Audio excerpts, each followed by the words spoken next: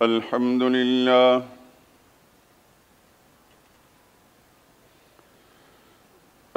لله وكفى وسلام على عباده الذين اصطفى خصوصا على سيد الرسل وخاتم الأنبياء وعلى آله المجتبى وأصحابه الأتقياء.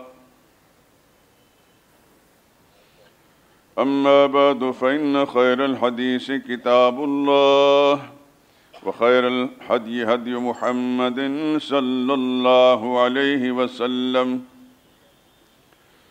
وشر الأمور محدثاتها وكل محدثة بدعة وكل بدعة ضلالة وكل ضلالة في النار. أعوذ بالله من الشيطان الرجيم. بسم الله الرحمن الرحيم. النبي أولى بالمؤمنين من أنفسهم وأزواجه أمهاتهم.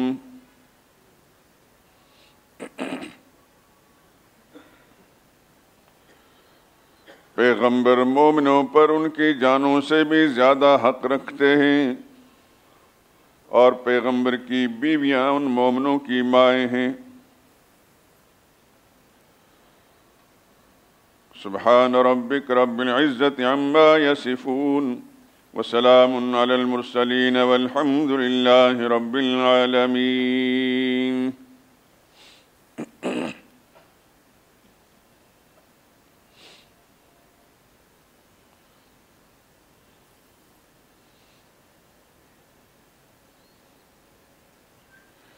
عرب کے نامور سردار ابو سفیان کی بیٹی،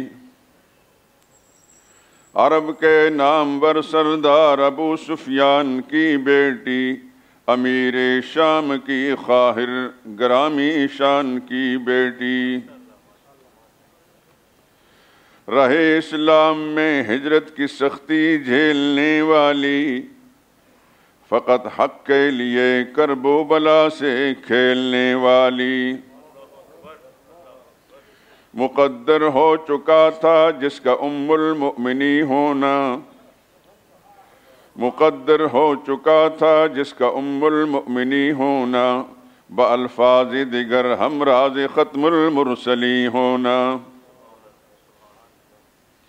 بشارت ہاتف غیبی سے جس نے خواب میں پائی، بشارت ہاتف غیبی سے جس نے خواب میں پائی، کتاب اللہ کی روح سے جو اہل بیت کہلائی۔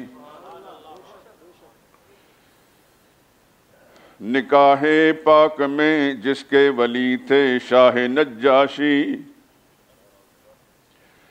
نکاح پاک میں جس کے ولی تھے شاہ نجاشی، فلک سے جس پہ کی فردوس کی حوروں نے گل پاشی،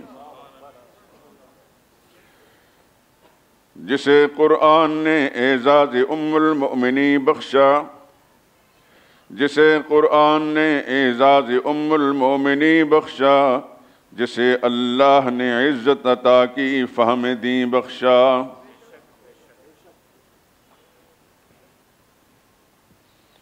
نہ چھوٹا جیتے جیت دامان تسلیم و رضا، جس سے بڑی عزت سے پیش آتے تھے فخر الانبیاء، جس سے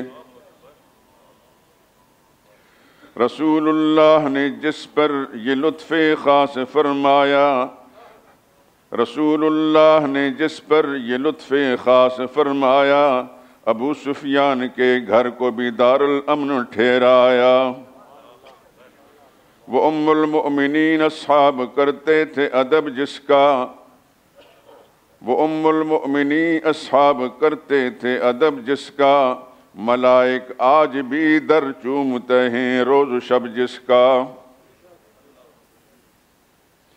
نبی کی دیگر ازواج مکرم جس سے راضی تھیں، دعائیں جس کی ملت کے شریک حال و ماضی تھیں، سلام اس پاک ام المؤمنین کے فرق دامن پر، سلام اس پاک ام المؤمنین کے فرق دامن پر، خدائی رحمتیں سایہ کناہیں جس کے مدفن پر۔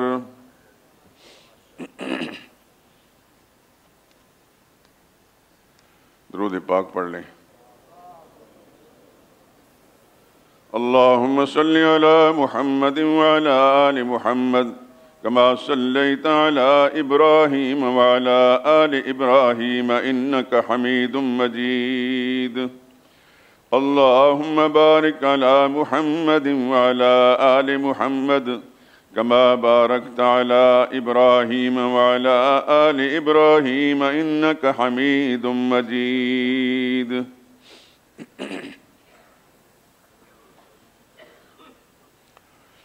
بزرگان محترم، برادران عزیز،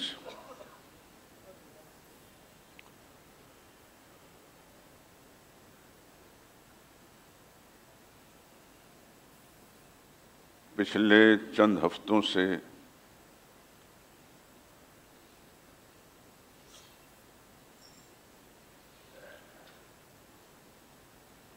ہم جمعۃ المبارک کے خطبات میں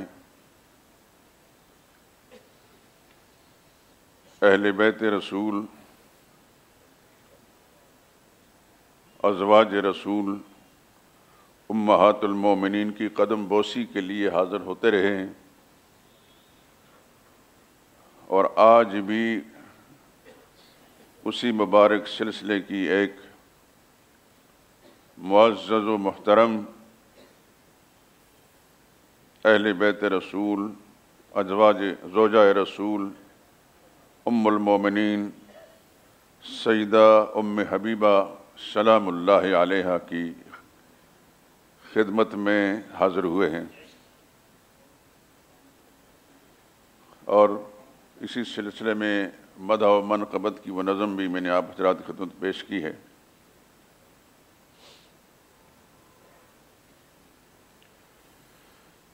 سرور عالم صلی اللہ علیہ وسلم کی ازواج مطہرات اہل بیت رسول کے مبارک سلسلے کی یہ تقریباً 8ویں کڑی ہے۔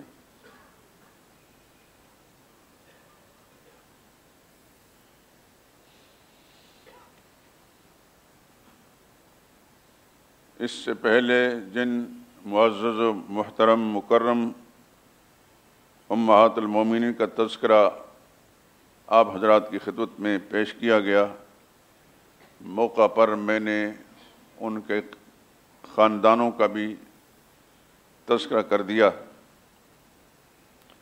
آج جس عظیم ہستی کے تذکرے کے لیے ہم جمع ہوئے ہیں، وہ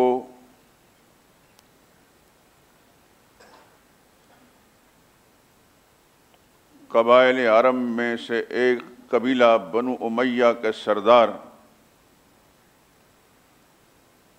سیدنا ابو سفیان اموی رضی اللہ تعالیٰ عنہ کی گرامی قدر صاحبزادی ہیں۔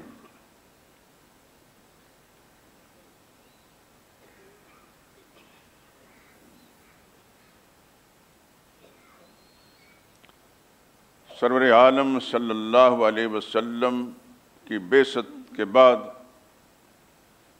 جن خوش نصیب اور خوش قسمت لوگوں کو ایمان کی دولت نصیب ہوئی، اولین مسلمانوں میں سے جہاں دیگر خاندانوں کے لوگ ایمان کی دولت سے مالا مال ہوئے، ان میں سے سیدہ ام حبیبہ رضی اللہ تعالی عنہا بھی ہیں۔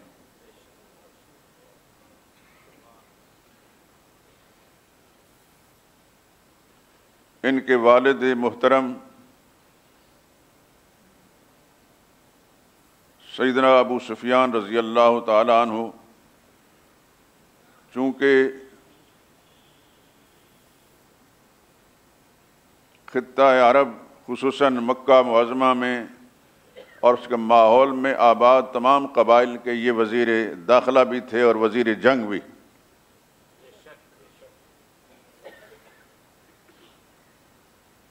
اور اس کے علاوہ بہت سارے اعزازات ان تمام قبائل کے نزدیک ان کے تھے، اور وہ دنیوی اعزازات ان کے ایمان اور اسلام لانے کے راستے میں حائل رہے۔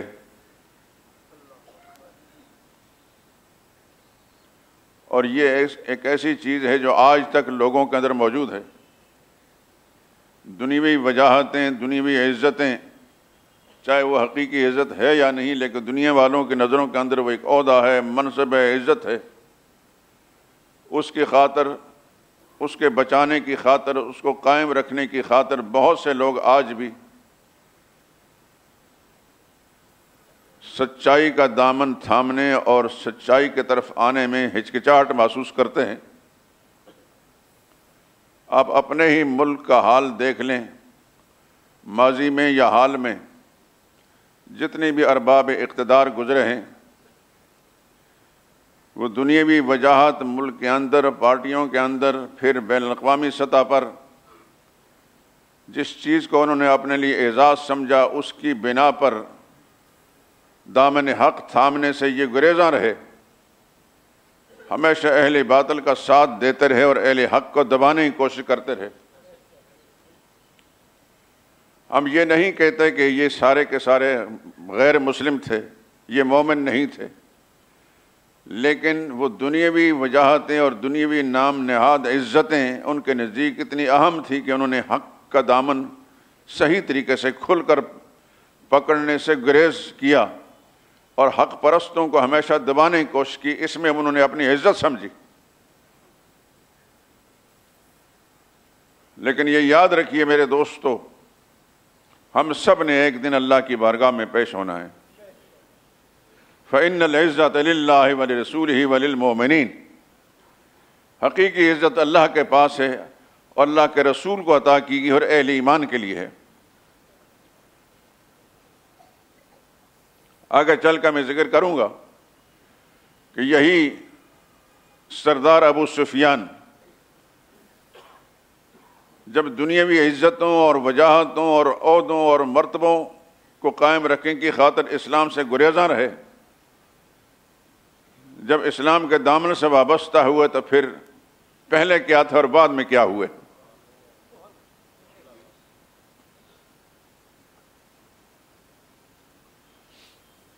ان کا تذکرہ ذرا بعد میں کروں گا۔ سب سے پہلے ان کی صاحبزادی، ہماری مقدس ماں ام المومنین اہل بیت رسول، زوجہ رسول رضی اللہ تعالی عنہ کا ذکر خیر کرتے ہیں۔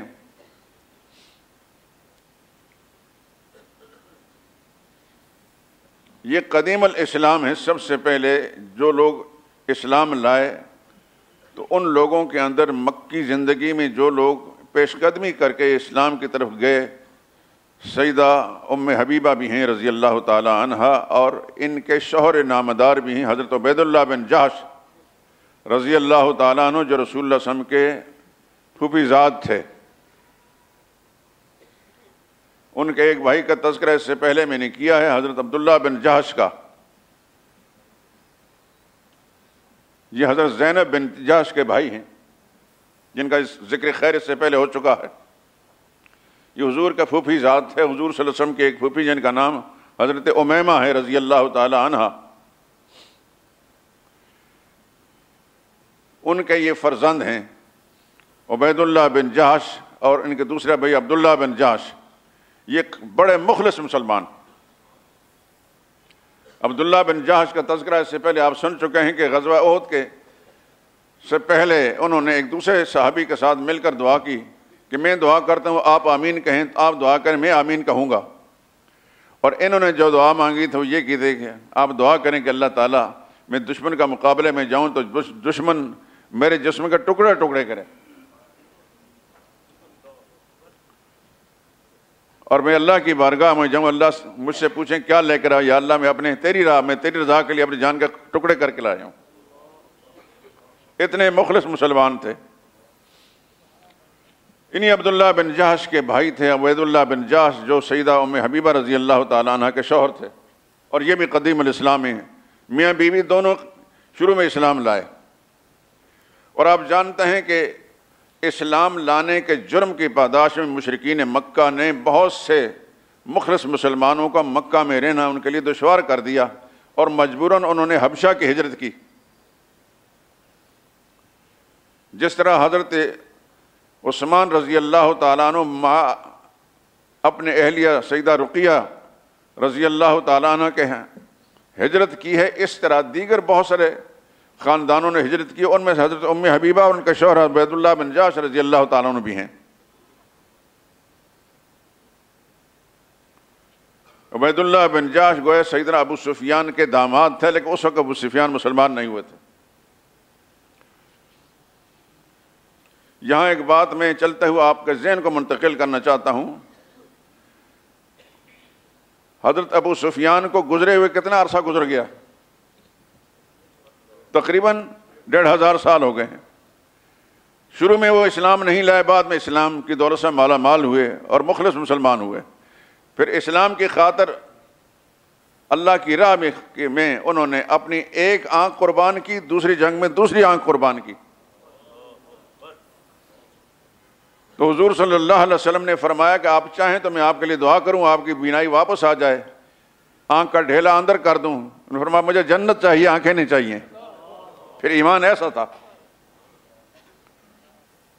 اور مارکہ یرموک میں ساری آوازیں جب خاموش ہو گئی تھیں تو وہاں صرف ایک آواز، یا نصر اللہ، یا نصر اللہ اقترب، اے اللہ کی مدد جلدی ہم تک پہنچ، صرف ابو سفیان رضی اللہ تعالیٰ کی آواز تھی. خیر عرض کر رہا تھا کہ سیدہ ام حبیبہ رضی اللہ تعالیٰ عنہ اور ان کے شوہر کے لیے مکہ میں رہنا دشوار ہوا. انہوں نے بھی ہجرت کی اور حضور کی اجازت سے ان سب مسلمانوں نے حبشہ کی طرف ہجرت کی. حبشہ عیسائیوں کا ملک تھا، وہاں سب عیسائی آباد تھے، لیکن حبشہ کا جو حکمران تھا شاہ نجاشی، عیسائی حکمران تھا لیکن بڑا سلیم الفطرت اور دیانت دار اور امانت دار حکمران تھا.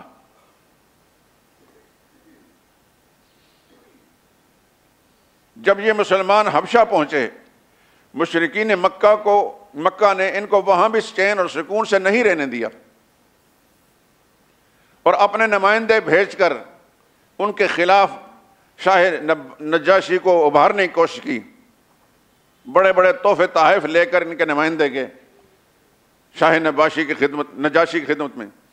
اور آپ اس لیے پہلے کسی بیان میں سن چکے ہیں کہ جتنے بھی اس کے ارکان دولت تھے، بڑے بڑے پادری تھے، ان کے لیے بھی تحفے لے کر گئے، ان کو اپنا ہمنوا بنانے کے لیے، تاکہ ہم جب مطالبہ کریں بادشاہ سے تو پادری بھی کہیں بادشاہ سلامت، یہ جو کچھ کہہ رہے ہیں ٹھیک کہہ رہے ہیں.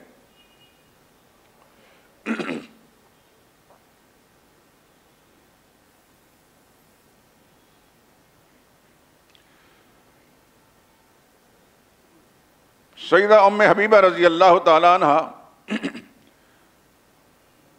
حبشہ میں جتنا عرصہ بھی رہیں، کچھ ہی عرصے کے بعد ان کے شوہر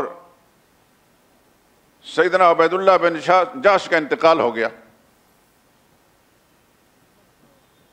یہاں ایک بات آپ حضرات کا ذہن متوجہ کرنے کے لیے کہ آپ اگر صاحب مطالعہ ہیں تو اپنے ذہنوں کو صاف کر لیجئے.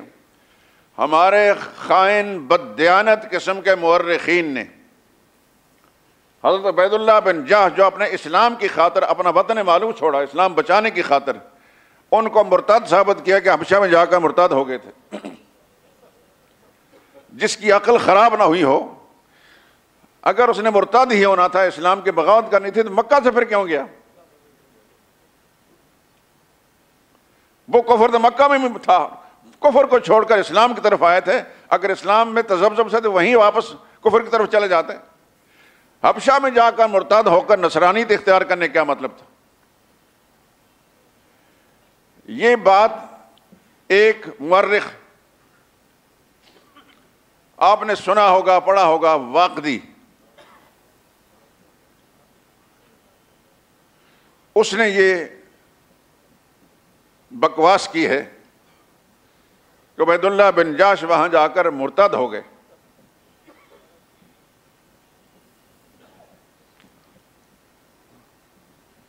یہاں ایک بات آپ حضرات کی خدمت عرض کرنا چاہتا ہوں، آپ خود اندازہ کر لیجئے کہ یہ بات کتنی جھوٹی ہے۔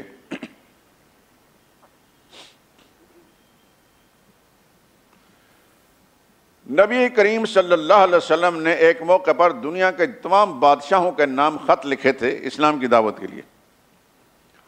ان میں سے روم کے بادشاہ کو بھی خط گیا تھا۔ ہماری حدیث کتاب، پہلے درجے کتاب بخاری شریف کے اندر کتاب الایمان میں ہے، اسلام کی دعوت دی، اور یہ مسلمان حاکم کی ذمہ داری ہوتی ہے۔ اس زمانے میں ہمارے حکمران اقتدار کا مزہ لینے کے لیے، عیاشی کرنے کے لیے اقتدار پر آتے ہیں۔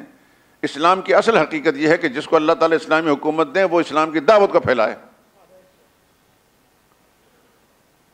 چنانچہ رسول اللہ صلی اللہ علیہ وسلم نے اسلام کی دعوت دی تمام سلاطین ممالک کو۔ اس خط کا تذکرہ بخاری شریف میں موجود ہے، بڑا مختصر سا تذکرہ ہے۔ یہ محمد رسول اللہ کی طرف سے خط ہے، میں ترجمہ کر رہا ہوں۔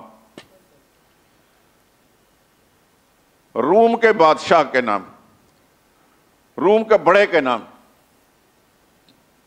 والسلام علی من اتبع الہدی، سلام اس پر ہو جو ہدایت کا پیروکار ہے۔ السلام علیکم نہیں فرمایا۔ آج بھی یاد رکھیے، کسی غیر مسلم سے ملے السلام علیکم آپ نہیں کہہ سکتے، السلام علی من اتبع الہدی، جو ہدایت کا پیروکار اس پر سلام ہو۔ اما بعد، اس کے بعد حضور نے فرمایا میں تمہیں اسلام کی دعوت دیتا ہوں، قبول کر لیں گے تو آپ بھی بچ جائیں گے، آپ کے تمام پیروکار بھی بچ جائیں گے، اگر نہیں مانیں گے تو پھر ان کے گمراہ ہونے کا جو وبال ہے وہ آپ پر ہوگا۔ بس بحضور فیض گنجور لمبے چوڑے القابات نہیں لکھے، مختصر نبیوں کا طریقہ یہ ہوتا ہے علیہم الصلاۃ والسلام۔ سورہ نمل میں حضرت سلیمان علیہ السلام کے خط کا تذکرہ بھی ہے، انہ من سلیمان انہ بسم اللہ الرحمن الرحیم، یہ سلیمان کی طرف سے خط ہے اللہ کا نام سے جو رحمان الرحیم ہے۔ اللہ تعالی علیہ واتونی مسلمین، میں تمہیں دعوت دیتا ہوں مسلمان ہو کر میرے پاس آ جاؤ، میرے مقابلے میں سرکشی اختیار نہ کرنا۔ بس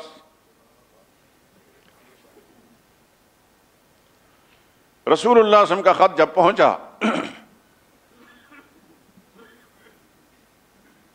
تو حبشہ روم کا بادشاہ قیصر روم، چونکہ اس زمانے میں غیر مسلم لوگ بھی اپنا بادشاہ اسی کو مقرر کرتے تھے جس میں کوئی فہم و فراست ہو، پاگل نہ ہو، نشئی نہ ہو، وہ چنے ہوئے لوگوں کو منتخب کرتے تھے، ان میں فہم و فراست ہوتی تھی، بات کو سمجھنے کا سلیقہ ہوتا تھا۔ یہ ہماری بدقسمتی ہے اس دور میں، ہمارے اعمال کی شامت ہے، ہمیں یکے بعد دیگرے ایسے ملتے ہیں کہ علمان۔ جب اس نے خط کو پڑھا تو اس نے تمام ارکان دولت کو، ارکان حکومت کو، تمام کابینہ کو، وزراء کو اکٹھا کر لیا۔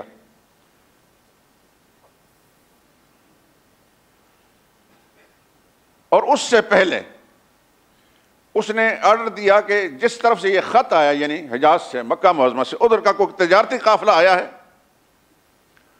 تو اس قافلے کے لوگوں کو میرے پاس لاؤ، ان سے تحقیق کروں۔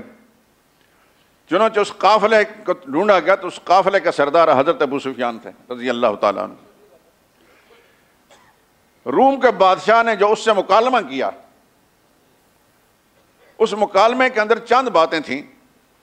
مثلا میرے پاس ایک خط آیا، محمد نام کا کوئی آدمی ہے، اس نے مجھے اپنے مذہب کی پیروی کی دعوت دی ہے، تم جانتے ہو؟ کہ جانتا ہوں۔ کون ہے؟ کہتے ہیں ہمارے ہی قبیلے کے لوگ ہیں۔ کیسا خاندان ہے؟ کہتے ہیں معزز خاندان ہے۔ ابو سفیان مشرک ہیں، اس وقت مشرک ہیں، لیکن مشرک دیانتدار ہوتے تھے، اس نے کوئی جھوٹی بات نہیں کی۔ اس کے خاندان میں پہلے کوئی بادشاہ گزرا ہے؟ حضرت ابو سفیان نے فرمایا نہیں. یہ سوال کرنے کا مقصد کیا تھا؟ مقصد یہ تھا کہ اگر خاندان میں پہلے کوئی بادشاہ گزرا تو پھر بعد میں آنے والے اپنے اس بادشاہت کے منصب کو حاصل کرنے کے لیے جدوجہد کرتے ہیں. ایسی بات بھی نہیں. اس پر ایمان لانے والے امیر لوگ زیادہ ہیں، بااثر لوگ زیادہ ہیں، یا غریب لوگ زیادہ ہیں؟ حضرت ابو سفیان نے فرمایا کہ کمزور لوگ زیادہ ہیں. ہر سوال کے جواب میں کہنے کا خدا کے سچے نبی ایسے ہی گزرے تھے. وہ عیسائی بادشاہ ہے لیکن دیانتدار تھا، پڑھا لکھا تھا، سمجھدار تھا. ہر سوال کے ہر جواب کے اوپر اس نے کہا کہ یہ بات ٹھیک ہے. نبی ایسے ہی ہوتے ہیں.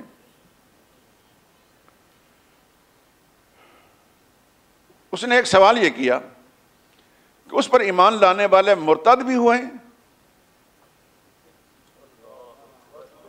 حضرت ابو سفیان نے فرمایا نہیں. اگر عبید اللہ بن جاش جو ان کے داماد تھے مرتد ہو گئے تھے تو صاف نہ کہتے تھے دور جانے کی بات ہے میرا ہی داماد مرتد ہوا ہے.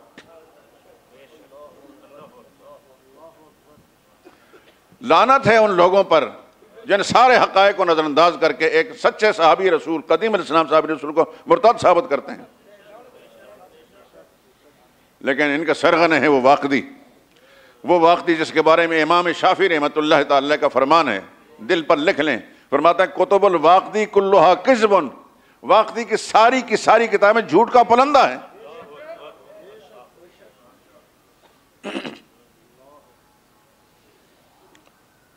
یہ بات میں نے اس لیے آپ حضرات کے نوٹس ملائے کہ آپ مطالعہ کریں گے تو آپ کو یہ چیز آئے گی. اور حیران ہوتا ہوں میں اچھے صاحب علم لوگوں پر بڑی تکلیف ہوتی ہے، بڑا دکھ ہوتا ہے.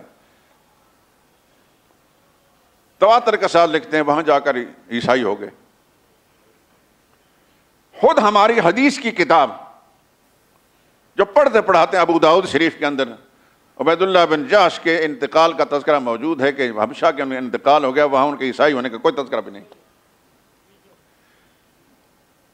آنکھیں اگر ہیں بند تو پھر دن بھی رات ہے، اس میں بھلا قصور کیا ہے آفتاب کا. یہ آپ ذہن میں رکھیں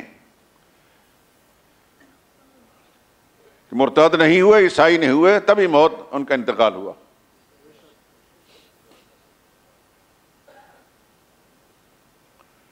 یہاں پر میں شاہ نجاشی کی خوبی کا تذکرہ کر دوں. حضرت عامر بن عاص رضی اللہ تعالیٰ عنہ اس وقت تک رضی اللہ نہیں بنے تھے، مشرک تھے. مشرکین کے نمائندہ بن کے شاہ نجاشی کے پاس گئے اور تحفے تحائف دیے. سارا کچھ جو چیز ان کو پسند تھی وہ مشرکین نے بھیجی کہ اس پر بڑے خوش ہوں گے. اور عین اسی موقع پر حضور صلی اللہ علیہ وسلم کے ایک نمائندے یہ پیغام لے کر گئے کہ رسول اللہ صلی اللہ علیہ وسلم کو پتہ چلا کہ ام حبیبہ کے شوہر کا انتقال ہو گیا ہے، تو وہ اس غریب الوطنی کے اندر بے سہارا رہ گئیں. اسلام کے لیے اس نے اتنی قربانی دی تھی، اپنے خاندان اور قبیلے میں سب سے پہلے ایمان لانے والی، اسلام کی خاطر وطن معلوم کو چھوڑنے والی، وہاں بے سہارا ہو گئی. آپ جانتے ہیں مہاجر کیمپوں کے اندر آج بھی لوگ جس طرح کی زندگی گزارتے ہیں، اتنے وسائل وافر مقدار میں ہونے کے باوجود بھی اس زمانے میں وسائل بھی نہیں تھے، تو اکیلی رہ گئیں. ان کی ایک بچی بھی تھی جس کی وجہ سے وہ ام حبیبہ کہلاتی. بچی کا نام حبیبہ تھا، اصل نام ان کا رملہ ہے، یہ یاد رکھیں. حضرت ام حبیبہ کا نام سے مشہور ہو گئیں لیکن ان کا اصل نام رملہ ہے. تو رسول اللہ صلی اللہ علیہ وسلم کو جب اطلاع ملی تو رسول اللہ صلی اللہ علیہ وسلم جیسی فراست آدم کی اولاد میں اللہ نے کس کو دی ہے؟ اللہ اکبر. رسول اللہ صلی اللہ علیہ وسلم اپنا نمائندہ بھیجا جا کر رملہ سے ام حبیبہ سے کہہ دیں اگر وہ چاہیں تو میں انہیں اپنی زوجیت میں لینے کے لیے تیار ہوں. سبحان اللہ، کیا مقام ہے. حضرت ام حبیبہ اس درمیان میں جب سے ان کے شوہر کا انتقال بہت پریشان تھی، لیکن واپس مکہ آ نہیں سکتے تھے. اسلام کی خاطر انہیں مکہ چھوڑا تھا، تو واپس آنے کا مطلب یہ اپنے آپ کو پھر اس جہنم میں ڈالنا. ان کا خاندان تقریباً والد بھی اس وقت تک مسلمان نہیں ہوئے تھے. اور سارا مکہ شہر جو مخالفین کا تھا، یہ اکیلی کیا کرتی، یہ سوچ بچار کر رہی ہوتی ہیں، اللہ سے مانگتی رہتی یا اللہ ہمارے لیے کوئی اسباب پیدا کر دے۔ خود فرماتی ہے ایک دن میں سوئی ہوئی تھے، اچانک کسی نے کہا یا ام المومنین، اے مومنوں کی ماں، تو گھبرا کر اٹھ گئیں۔ یہ آواز کیسی ہے کچھ پتہ نہ چلا، پاس بچی بھی سوئی تھی وہ بھی اٹھ گئیں۔ اسی سوچ بچار میں غلطوں پیچاں رہیں۔ نبی کریم صلی اللہ علیہ وسلم کے نمائندے جب گئے شاہ نجاشی کے پاس جا کر کہ مجھے رسول اللہ صلی اللہ علیہ وسلم نے بھیجا اس کام کے لیے، وہ وہاں سے چلے گئے، تو مشرکین کے نمائندہ عامر بن عاص نے جا کر کہا کہ بادشاہ سلامت، یہ آدمی جو ابھی یہاں سے نکلا ہے یہ بھی انہی بگوڑوں کا ساتھی ہے۔ اس نے اپنی مشرکانہ زبان میں کہا یہ بگوڑے ہیں جنہوں ہمارے ملک کو چھوڑ کر آئے ہیں۔ تو 7 تحفے طائف بھی پیش کیے، بادشاہ نے تحفے قبول کر لیے اور شکریہ بھی ادا کیا۔ ساتھ ہی جب اس نے کہا کہ ان بھگوڑوں کا یہ ساتھی ہے، آپ اجازت دیں تو میں اس کو قتل کر دوں، جیسے کہ نا لوہا گرم ہے، آپ چوٹ مار لو، شاید بادشاہ خوش ہوا ہے تو اجازت دے دے گا۔ بات سنتے ہی نجاشی بادشاہ نے زور سے تھپڑ مارا اس کے منہ پر، ناک سے خون بہنے لگا۔ کیا میں محمد رسول اللہ کے ساتھیوں کو تیرے حوالے کر دوں گا؟ تو خون صاف کر رہے تو ساتھ ہی معافی مانگی، میں معذرت خواہ ہوں، آپ کی طبیعت کے خلاف میں نے بات کی، مجھے پتہ ہوتا تو میں ایسی بات نہ کرتا۔ قصہ مختصر یہ کہ مشرکین کے سارے حربے ناکام ہوئے۔ محمد مصطفیٰ صلی اللہ علیہ وسلم کا پیغام جس وقت نجاشی کے حوالے سے ام حبیبہ کو پہنچا تو فرماتی ہیں کہ مجھے تو سمجھ میں نہیں آ رہی تھی کہ میری قسمت اس طرح جائے گی۔ شاہ نجاشی کی ایک کنیز ابرہا نامی وہ پیغام لے کر گئیں کہ محمد رسول اللہ کے یہ پیغام آپ کے نام آیا ہے، اگر آپ چاہیں رسول اللہ کی زوجیت میں جانا تو ہاں کر دیں۔ تو اتنی خوش ہوئیں کہ جتنے بھی زیور کڑے انہوں نے پہن رکھے تھے سارے کے سارے ابرہا کو دے دیے۔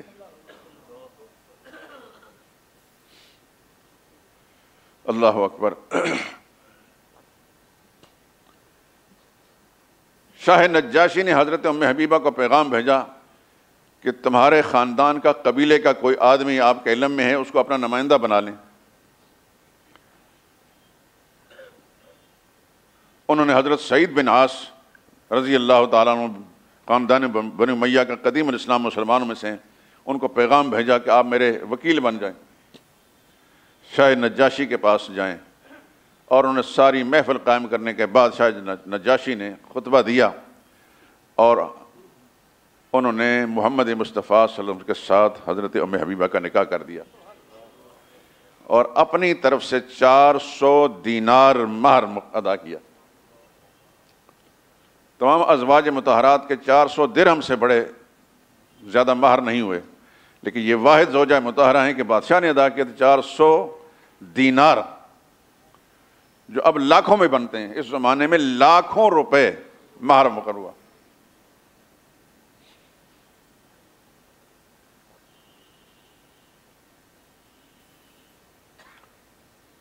اگر 400 دینار سونے کے تھے تو اس زمانے کے حساب سے کوئی 90 لاکھ سے زیادہ بنتے ہیں،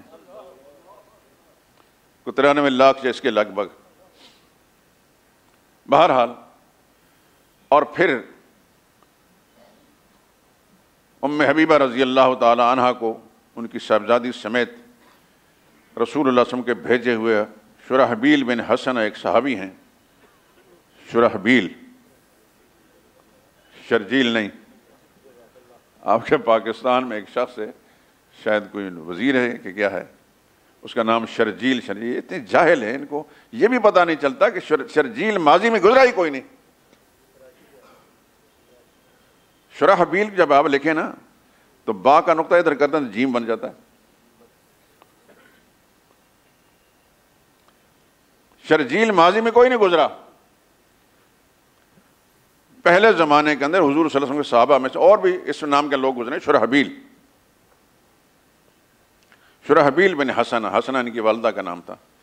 ان کے ساتھ سیدہ ام حبیبہ رضی اللہ تعالیٰ عنہ کو بھیجا گیا اور نبی کریم صلی اللہ علیہ وسلم اس وقت ہجرت فرما کر مدینہ طیبہ جا چکے تھے۔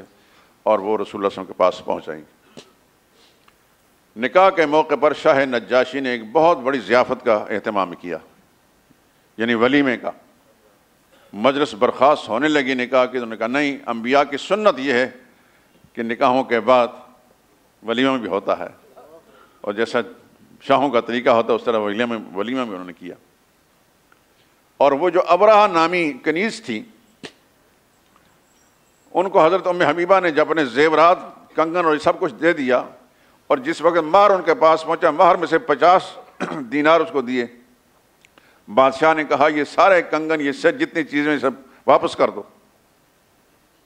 حضرت ام حبیبہ کو، اور اپنی بیگمات سے کہا کہ تمام تر خوشبوئیں، اعلیٰ سے اعلیٰ خوشبوئیں ام حبیبہ کے پاس پہنچائے جائیں، نبی کریم صلی اللہ علیہ وسلم زوجہ مطہرہ کے پاس، اور محمد مصطفیٰ صلی اللہ علیہ وسلم کی خدمت میں خوشبوئیں بھیجی گئیں.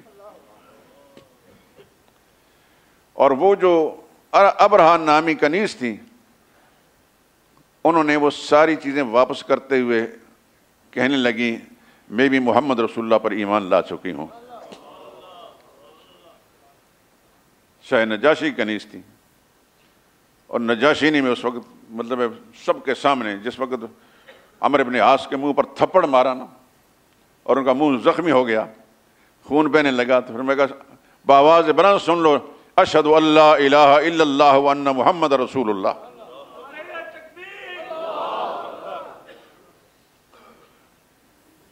اور وہ کنیز اتنی کو نیک دل تھی، سیدہ ام حبیبہ کو بار بار کہتی جب آپ واپس جائیں گی تو محمد رسول اللہ کے سامنے میرا ذکر کرنا کہ میں آپ پر ایمان لا چکی ہوں. بار بار ان کی خدمت پہ آتی اور کہتے ہیں آپ کو میری بات یاد ہے نا، بول تو نہیں جائیں گی، میں بھی رسول اللہ سے ایمان لا چکی ہوں.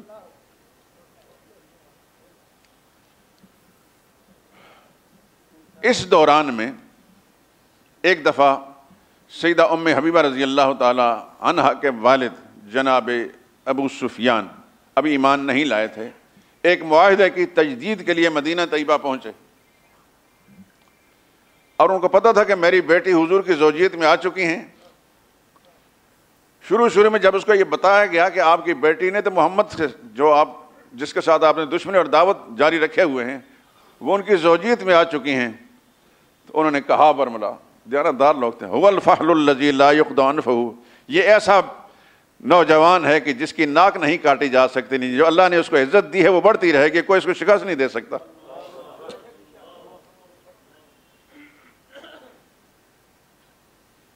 تو تجدید معاہدے کے لیے میں بتا چکا ہوں کہ یہ جلدی جلدی ایمان نہیں لائے، وہی اعزازات برقرار رکھنے کے لیے. یہ ایک ایسی بیماری ہے ہر زمانے میں لوگوں میں رہی ہے. دنیاوی جو عزتیں ہوتی ہیں، نام نہاد عزتیں، ان کو قائم رکھنے کے لیے بہت ساری سچائیوں کو دامن تھامنے سے انسان گریزاں رہتا ہے.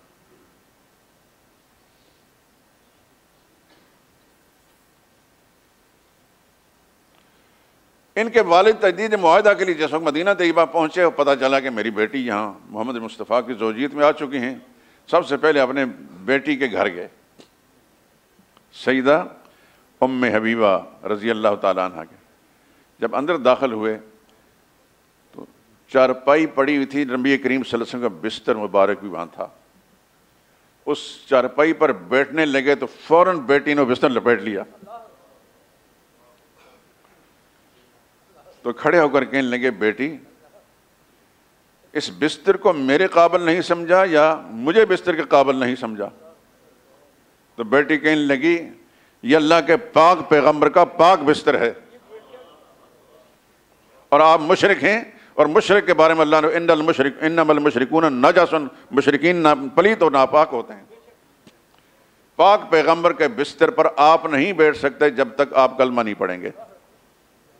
اس کا نام ایمان ہوتا ہے. اللہ اکبر. اتنا جملہ کہا ابو سفیان نے، بیٹی آپ مجھ سے جدا ہو کر کافی بدل گئی ہیں. بہرحال رسول اللہ صلی اللہ علیہ وسلم کی خدمت میں پہنچے اور تجدید معاہدہ کے لیے بات کی. حضور صلی اللہ علیہ وسلم نے خاموشی اختیار کی.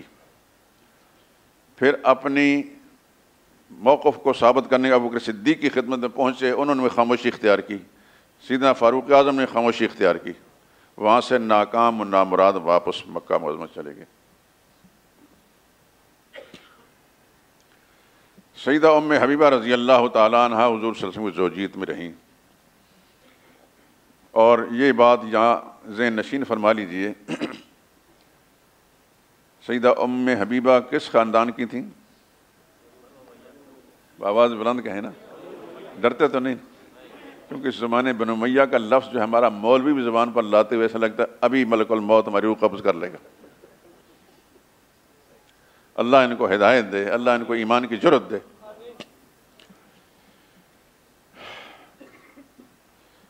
یہ حضور کی زوجیت میں آئیں، ایک اموی خاتون ام المومنین بنی،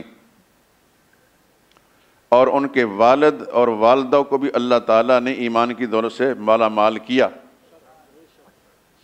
یہاں میں ابو سفیان کا تھوڑا سا تذکرہ کر دوں تاکہ آپ کے ذہن میں رہے۔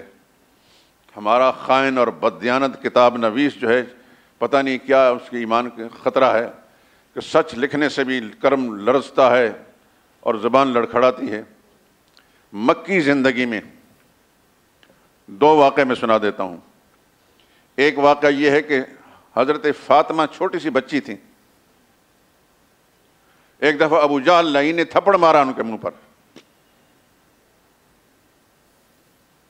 کتنا کمینہ قسم کا دشمن تھا۔ رسول اللہ صلی اللہ علیہ وسلم کی دشمنی میں اس نے بچی کو معاف نہیں کیا۔ تو حضور صلی اللہ علیہ وسلم ذاتی طور پر اس وقت اتنے قوت کے مالک نہیں تھے کہ اس ظالم سے، اس کے ظالم قبیلے سے بدلہ لے سکتے۔ نبی کریم صلی اللہ علیہ وسلم نے سیدہ فاطمہ سے فرمایا کہ وہ سامنے سردار ابو سفیان کا گھر ہے، جا کر بتاؤ۔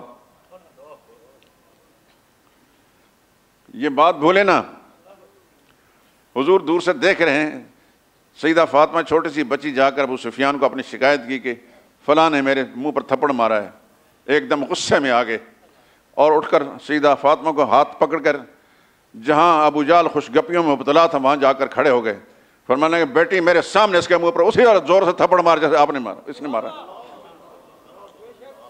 ابو جہل لال پیلا ہو گیا، انہوں نے کہا خبردار، یہ بڑی کمین کی ہے، دشمنی ہے محمد کے ساتھ، ان کی اولاد سے کیا دشمنی۔ ایک بات یہ ذہن نشین فرمائیے۔ اور اس موقع پر حضور نے ایک جملہ فرمایا حدیث کتاب میں، اللہم لا تنسہ لأبی سفیان، یا اللہ ابو سفیان نے میرے ساتھ جو حسن سلوک کیا اس کو ہم فراموش نہ کرنا۔ اور اللہ نے فراموش نہیں کیا، بالآخر ایمان کی دولت سے مالا مال کیا ان کو۔ دوسرا واقعہ، مکی زندگی میں رسول اللہ صلی اللہ علیہ وسلم کو مشرکین جس قدر ستاتے تھے، جب حضور صلی اللہ علیہ وسلم کے پاس کوئی صورت نہیں بچتی تھی پناہ حاصل کرنے کی تو فوراً ابو سفیان کے گھر چلے جاتے تھے، اور وہاں یہ مشرکین اندر داخل ہو کر حضور صلی اللہ علیہ وسلم کو اذیت نہیں پہنچا سکتے تھے۔ ابو سفیان کا گھرانہ اس وقت مشرکین کا تھا، خود بھی مشرک تھے، ان کا سارا گھرانہ مشرکین کا تھا، لیکن کمینے مشرک نہیں تھے ابو جہل کی طرح۔ ان کے اندر شرافت تھی کہ دروازے پر اگر مخالف بھی آ جاتا تھا اس کو امن دیتے تھے۔ چنانچہ حافظ بن حجر عسقلانی نے اپنی کتاب جو صحابہ کے تذکرہ پر لکھی ہے، اس کتاب کا نام ہے اصابہ، اس کے اندر لکھا ہے کہ حضور صلی اللہ علیہ وسلم مکی زندگی میں جب مشرکین کی اذیتوں سے پریشان ہو کر ابو سفیان کے گھر میں پناہ لیا کرتے تھے، آوا الی دار ابا سفیان، ابو سفیان کے گھر میں پناہ لیا کرتے تھے۔ حالانکہ مکہ کے اندر اور بھی کچھ گھرانے تھے کہ نہیں تھے؟ ذرا ذہن پر زور ڈالیے، رسول اللہ کا اپنا خاندان بھی تھا کہ نہیں؟ اپنے خاندان میں آپ کے چچاؤں کے گھر بھی تھے، ابو طالب کا گھر بھی تھا، ابو طالب کے بیٹے بھی تھے، اور چچاؤں کے گھر بھی تھے، لیکن کس کے گھر میں حضور پناہ لیتے تھے؟ ہاں، وہ ابو سفیان اموی جس کو آج گالی دیتے وقت نام نہاد سنی جو ہے تھکتا نہیں، اور سبائیت زدہ مولوی جو ہے بھونکتا ہے، کہتا ہے بدبخت اپنے آپ کو سنی، لیکن جہالت کا ایسا مرقع ہے، کوئی کتاب دیکھی نہیں، بس جو اول فول سنا ہے وہی بکنا شروع کر دیا۔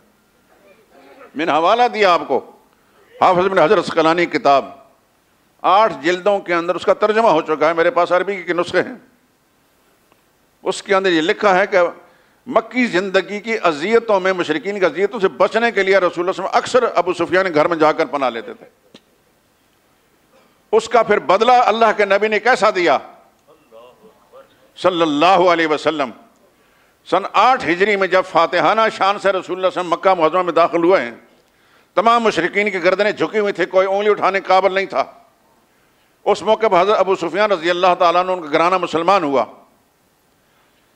تو حضور نے اس وقت اعلان فرمایا جو خانہ کعبہ میں چلا جائے گا اس کو امان ہوگی، جو گھر کا دروازہ بند کر لے گا اس کو امان ہوگی۔ وَمَنْ دَخَلَ دَارَ أَبَا سُفْيَانَ فَهُوَ آمِنٌ، اور جو ابو سفیان گھر میں پناہ لے گا اس کو بھی امن ملے گی۔ اس گھر کو اللہ کے نبی نے دار الامن قرار دیا۔ یہ کون تھا؟ اموی، بھول تو نہیں جائیں گے؟ بنو امیہ کا سردار ہے۔ یہ خود بھی مسلمان ہوا، ان کی اہلیہ بھی مسلمان ہوئیں، ان کے بیٹے بھی مسلمان ہوئے۔ پہلے ملک شام کے گورنر حضرت یزید بن ابو سفیان وہ مسلمان ہوئے، پھر دوسرے گورنر حضرت معاویہ بن ابو سفیان وہ مسلمان ہوئے، اور ان کی بیٹی ام حبیبہ رسول اللہ کی زوجیت میں آئیں۔ ایک امویہ تو رسول اللہ صلی اللہ علیہ وسلم کی زوجہ بن گئیں، لیکن کوئی ہاشمیہ نہ بن سکی۔ ہاشمیہ کا رشتہ حضور نے مانگا تھا، یاد ہے نا، بھول تو نہیں گئے؟ جناب ابو طالب سے حضور صلی اللہ علیہ وسلم نے ان کی بیٹی کا رشتہ مانگا تھا، جس کو ام ہانی کہتے ہیں۔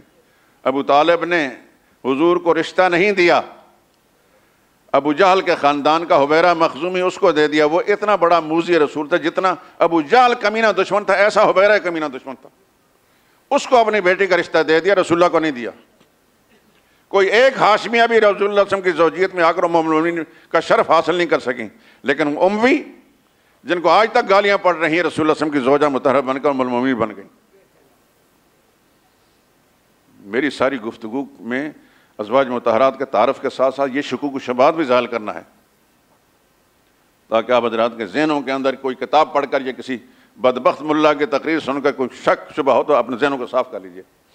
میں ایک طالب علم ہوں، جب تک کوئی چیز اپنی آنکھوں سے نہ دیکھ لوں، سچائی کے سارے معیار نہ دیکھ لوں، کوئی بات نہیں کرتا، اور پوری ذمہ داری کے ساتھ بات کرتا ہوں۔ الحمدللہ العظیم، ہمارے ڈاکٹر صاحب اللہ نے سلامت رکھے، یہ نیٹ پر اس پیغام کو بھیج دیتے ہیں، یورپ تک مجھے پیغام ملتے رہتے ہیں، وہاں بڑے بڑے صاحب علم لوگ جو ہیں ان کے شکوک و شبہات زائل ہوتے ہیں اور ان کو اشکالات رفع ہوتے ہیں۔ یہ اللہ کی مہربانی، آپ کی اس مسجد کا پیغام پوری دنیا میں پہنچ رہا ہے، یہ اللہ کی مہربانی، میرا کمال نہیں ہے۔ مجھے لگتا ہے کہ آپ حضرات دعا میں مجھے ضرور یاد رکھتے ہوں گے۔ اللہ آپ کو جزائے خیر عطا فرمائے۔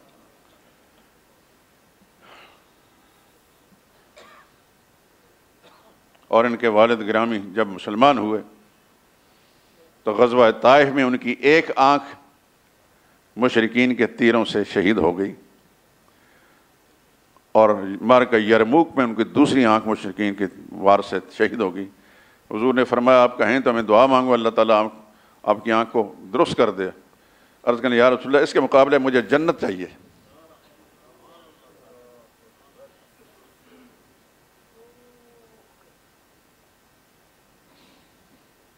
یہ لکھا ہے کہ چند دن پہلے ایک بدبخت عورت نے ابوبکر صدیق کی شان میں توہین تحقیر کی ہے۔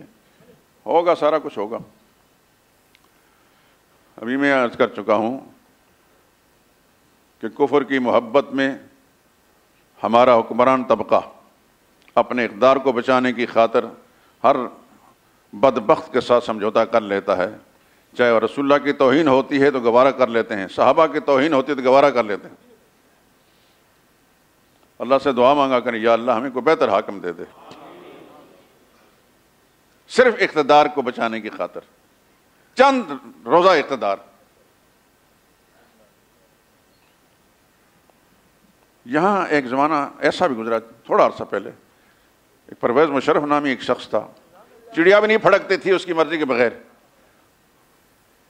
کہاں ہے وہ آج؟ اس ملک میں آ نہیں سکتا، اور خدا نے ایسی پکڑ میں اس کو پکڑا ہے، عبرت کا سامان ہے۔ ان بدبختوں کو یہ پتہ نہیں چلتا، یہ چند روزہ عارضی ناپائیدار اقتدار جو ہے اس کی کوئی حقیقت بھی نہیں۔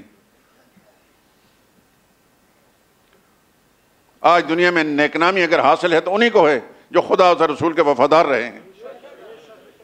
اس 1400 سال کے اندر درمیان میں کتنے اقتدار والے دنیا میں آئے، کوئی نام ان لینے والا نہیں، پیوند زمیں ہیں، نام نشان مٹ گیا، لیکن جو رسول اللہ کے اللہ اور رسول کے وفادار رہے آج بھی نام ان کا آسمان شہرت پر چمکتے ہیں۔ صحابہ کو بھونکنے والے کتے ہر زمانے میں رہے ہیں، قافلے چلتے رہتے ہیں، کتے بھونکتے رہتے ہیں، کتوں کے بھونکنے سے قافلے کبھی نہیں رکے۔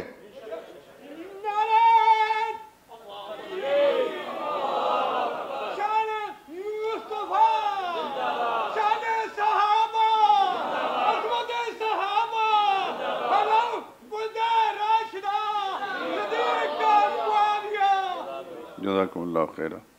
میرے دوستو، میں صرف یاد دہانی کے لیے یہ ازواج مطہرات کا مختصر سا تذکرہ کرتا ہوں۔ اگر میرے رب نے میری زندگی مجھے بخشی تو انشاءاللہ تفصیلاً اس پر آپ کو پڑھنے کو ملے گا۔ بس میں صرف آپ حضرات کے ذہن میں لانے کے لیے کہ رسول اللہ صلی اللہ علیہ وسلم کی زوجیت میں آنے والی خوش نصیب کون کون سی تھیں، تو اس سے پہلے جن کا تذکرہ ہوا ان کے ساتھ ساتھ سیدہ ام حبیبہ رضی اللہ تعالیٰ عنہا کا تذکرہ آپ حضرات نے سن لیا۔ انشاءاللہ زندگی میں وفا کی تو اس کے بعد اس آنے والی دیگر ازواج مطہرات تذکرہ ہوا۔ وآخر دعوانا الحمدللہ رب العالمین۔ اچھا، ایک بات، بنو امیہ سے تعلق تھا حضرت ام حبیبہ کا۔ ایک کتابچہ آپ کو تقریباً 100 سال پہلے یہ سی لاہور کے اندر ایک پیر صاحب گزرے، پیر غلام دستگیر نامی، اللہ تعالیٰ نے ان سے بڑا کام لیا ہے۔ انہوں نے مقام ابن امیہ کے نام سے ایک کتابچہ لکھا ہے۔ آپ حضرات نے مطالعہ کریں گے تو آپ کو پتہ چل جائے گا کہ ان کی حقیقت کیا تھی۔ یہ باہر سے مل جائے گا آپ کو۔